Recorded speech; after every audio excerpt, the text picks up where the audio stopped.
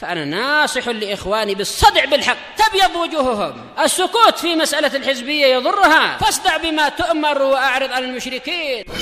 سلامي على دماج ورجالها والشيخ يحيى ودار العلم يا سعد بانيها. وأن محمدا عبده ورسوله. اللهم صل على محمد عبدك ورسولك وعلى آله وأصحابه أجمعين. أما بعد.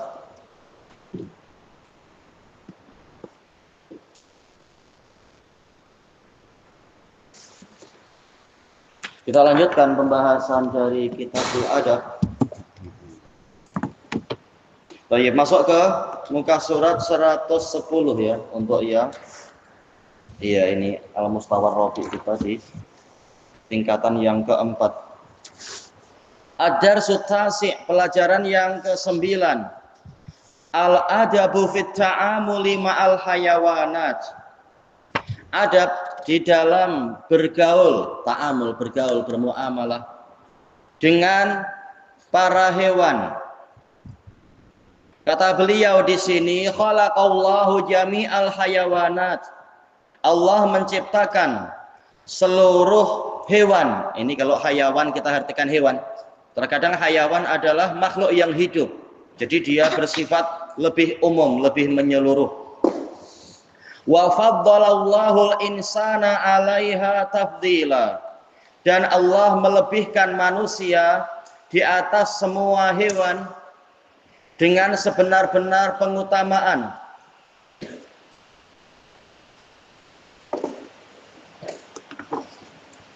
Baik, siapa yang ingat dalil tentang masalah ini? Manusia dilebihkan di atas yang lainnya, ya? Tadi tunjuk apa? Tunjuk pen aja tadi. Sebentar, yang anak-anak ada yang ingat tak untuk anak-anak? Boleh. Kalimat depannya bukan itu. Kalimat depannya apa? Kalimat depannya apa?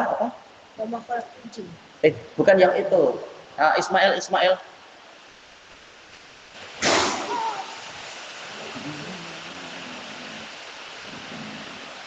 Bukan inna tapi apa? Laqad.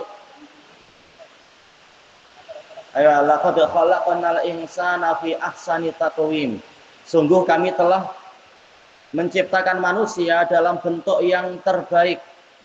Ada dalil yang lebih jelas lagi. Kena angin tadi ya. Yaitu Allah Ta'ala telah mengatakan, wa laqad karramna bani Adam wa hamalnahu fil barri wal bahr wa razaqnahum minat thayyibat wa faddalnahum ala katsirin mimman khalaqna tafdila. Sungguh kami telah melebihkan Bani Adam dan kami angkut mereka di daratan dan di lautan dan kami berikan kepada mereka rezeki yang baik-baik dan kami lebihkan mereka di atas apa saja yang kami ciptakan dengan sebenar-benar pengutamaan. Itu dalil yang sangat jelas sekali. Kemudian disebutkan di sini wa amaral insana ayyarhamal hayawanat, dan Allah memerintahkan manusia untuk merahmati para hewan. Ya, kita diberi kekuasaan, diberi kemampuan dan diberi kelebihan, maka hendaknya kita mengasihani makhluk-makhluk yang di bawah kita, makhluk-makhluk yang derajatnya di bawah kita. Baik. Apakah yang ditundukkan untuk kita hanya para hewan, bahkan apa lebih dari itu ya? Semua, bahkan apa itu juga matahari, bulan, bintang, semuanya ditundukkan untuk kemaslahatan kita semua.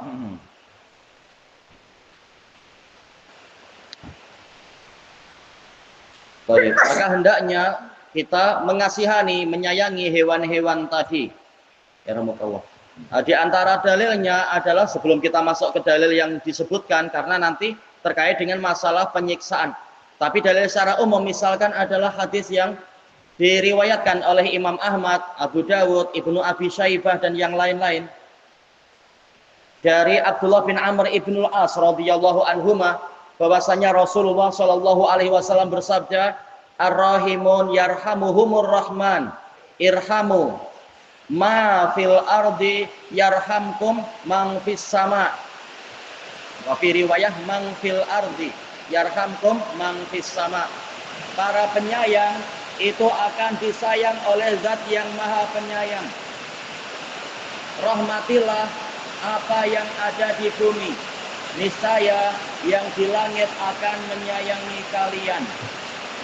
Hadisnya Hasan Sahih li ghairi.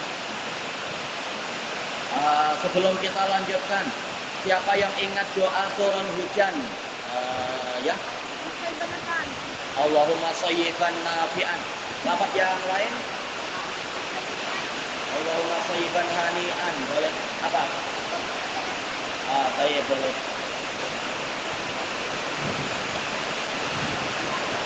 Kalau selesai hujan kita disunahkan mengucapkan apa? Aywa mutirna bi fadlillahi wa rahmatih. Kita diberi hujan dengan kurnia dan rahmat Allah. Kalau hujan terlalu banyak, kita ingin hujannya jangan di sini tapi di gunung-gunung atau di sawah-sawah atau di mungkin tempat tumbuhnya tanaman. Kita doanya macam mana ya? Aywa Allahumma hawalaina wala alaina. Allahumma ala rikabi wal dhirabi wal akam wa butunil awdiyah wa manabitis syajar. Jadi kita tidak menolak rahmat Allah, tidak minta hujan berhenti, tapi kita mohon agar hujannya bukan langsung ke kita. Minta hujannya dicurahkan ke hutan-hutan, ke gunung-gunung dan semacam itu.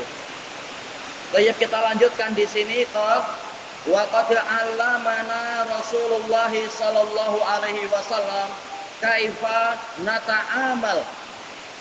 Dan sungguh Rasulullah sallallahu alaihi wasallam telah mengajari kita bagaimana kita bergaul, bermuamalah ma'al hayawanat, dengan para hewan. Jadi dengan hewan pun ada adab-adabnya. Baik. Termasuk beradab pada hewan, perlu salam juga Pak. Assalamualaikum. Terutama kepada ular, jangan assalamualaikum. Kenapa? Ular tak punya tangan Bang. Bukan masalah itu, bukan. Tapi karena apa? Karena apa? Iya, bahaya dia. Kita cara bermuamalah dengan ular adalah diperintahkan untuk dia itu dibunuh. Oh, iya. Jadi ada adab-adabnya sesuai dengan yang Allah Ta'ala tetapkan. Untuk hewan ini caranya begini, hewan yang jenis itu caranya begitu, dan semacamnya. Adapun untuk yang hadis nanti terkait dengan muamalah dengan kucing.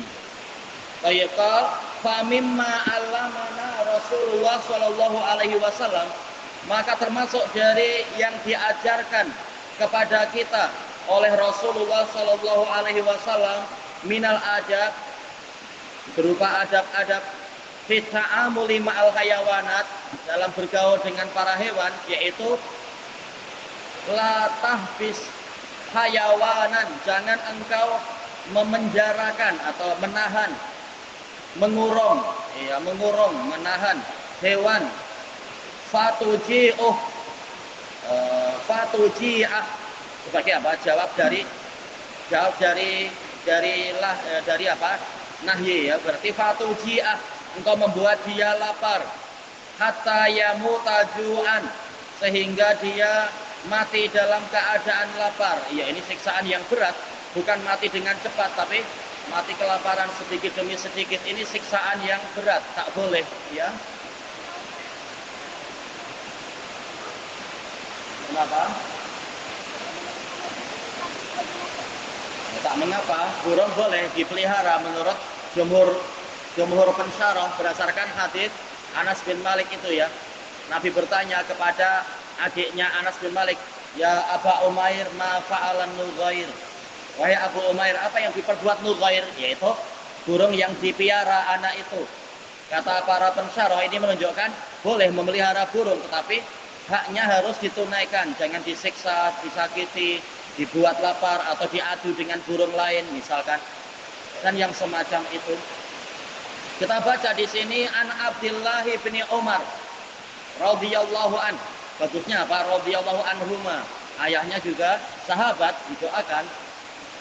Abdullah bin Umar kunyahnya siapa? Abdullah bin Umar ya. Ya, Abu Abdurrahman. Rumahnya di mana Abu Abdurrahman? Ya. Iya, semula di Makkah, hijrah ke Madinah. Baik. Anna Rasulullah sallallahu alaihi wasallam qol. Rasulullah bersabda, "Udzibatim ra'atun fi hirrah." Ada seorang wanita yang disiksa disebabkan karena seekor kucing. Ini fi sababiyah ya, bukan fi dzarfiyah. Bukan di dalam perut kucing, tapi disebabkan karena kucing. Kucingnya sifatnya macam mana? Sajanatha, wanita ini memenjarakan kucing tadi, menahan. Mungkin ditahan di dalam sangkar atau di dalam bilik. Hatta matat, sehingga kucing itu mati. Kasihan, mati kelaparan. Ini jahat, tak boleh. Bang, gimana kalau kita tak punya makanan? Biarkan dia lepas, dia cari-cari makanan. Mungkin makan jengkerik atau makan hewan-hewan yang di tanah itu, biar dia cari sendiri. Biar dia cari apa ya? Kucing makanannya apa? Cicak. Boleh, tapi biasanya kalau makan cicak habis itu dia muntah. Itu terserah dia. Apa? Ikan. Ya, cari-cari ikan mungkin di longkang-longkang, di sungai-sungai, atau ya harusnya tikus.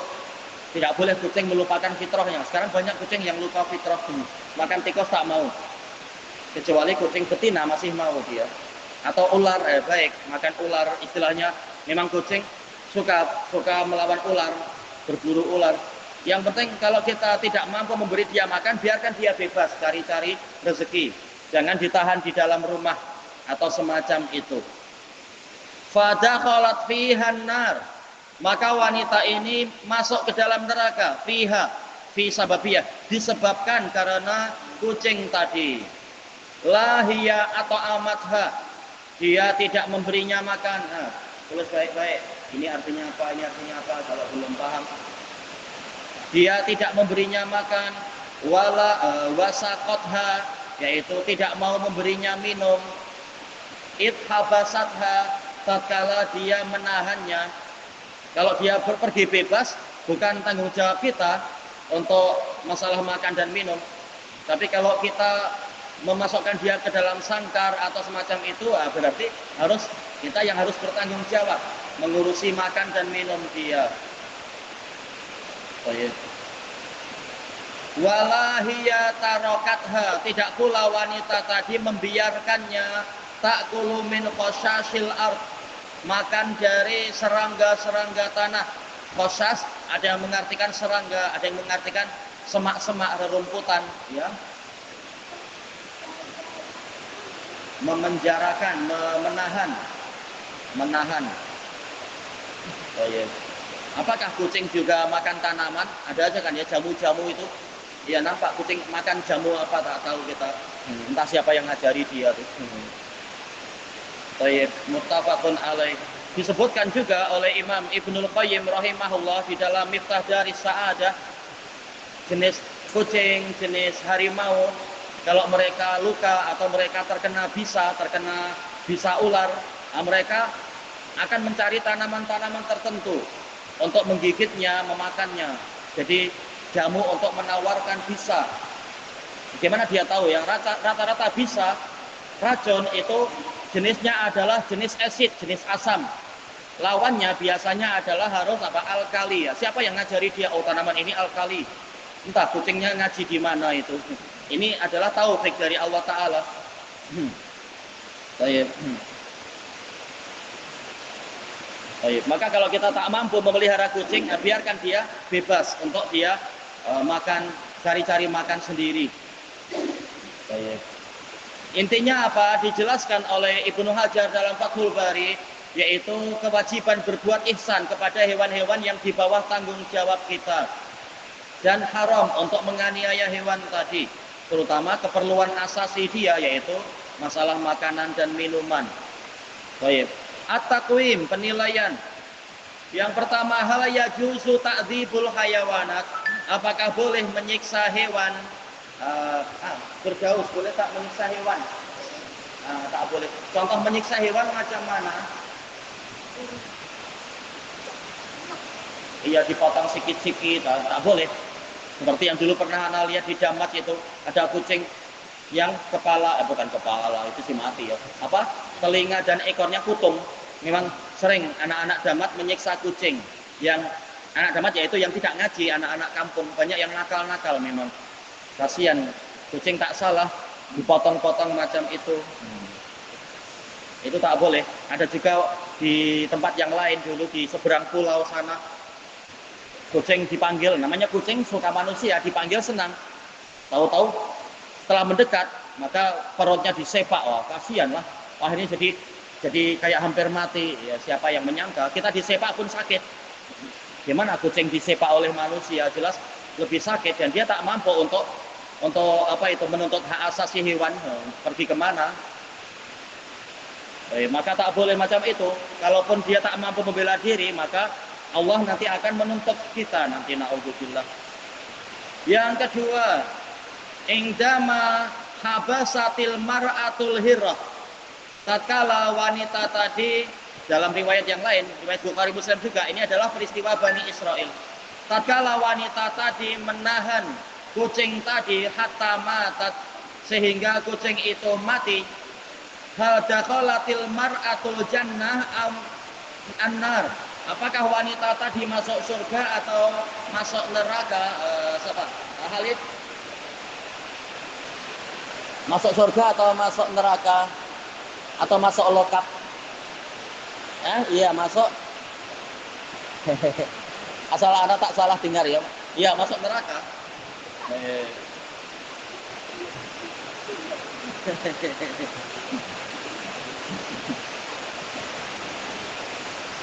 Harusnya apa? Ya, Nabi mengatakan masuk neraka. Hadis ini datang dari dua sahabat, dari Ibnu Umar dan dari Abi Hurairah. Hadis Abi Hurairah juga muttafaqun alaih. Disebutkan, anak baca di dalam kisah-kisah nyata Arab, ada buku cerita-cerita nyata Arab, ada anak-anak Arab yang mereka, biasa namanya anak Arab, kadang kalau sudah kaya, tidak dididik dengan baik, akhirnya jadi manja, malah jadi suka anarki, yaitu suka merusak dan sebagainya. Ada anak-anak Arab yang ada beberapa cerita waktu itu. Di antaranya adalah mereka suka menangkap bop. Bop hewan yang kasihan, tidak kuat. Kalau biawak masih kuat dia. Ini bop, dia herbivore, pemakan tanaman biasa. Ditangkap bukan untuk dibunuh baik-baik dimakan, tapi dikuliti. Dibuka kulitnya dalam keadaan masih hidup, kasihan. Nah, kemudian dia sudah tanpa kulit dia jalan kesakitan. Nah, orang pada gelak tertawa. Akhirnya memang setelah itu disiksa oleh Allah Ta'ala. Ya, kalau tak salah apa dalam cerita itu sudah lama itu. Terbakar mereka, kulitnya rusak tapi masih hidup, tersiksa sepanjang umurnya. Dan masih banyak cerita lain, banyak sekali di dalam kisah-kisah nyata Arab yang Anda baca tentang hukuman dari Allah Ta'ala. Al-jaza min jinsil amal. Balasan sesuai dengan jenis amalan. Kalau berbuat baik, maka akan mendapatkan perlakuan baik. Kalau kita berbuat buruk, boleh jadi akan dibalas dengan yang setimpal dengan itu. Na'udzubillah. Ilahuna wallahu a'lam.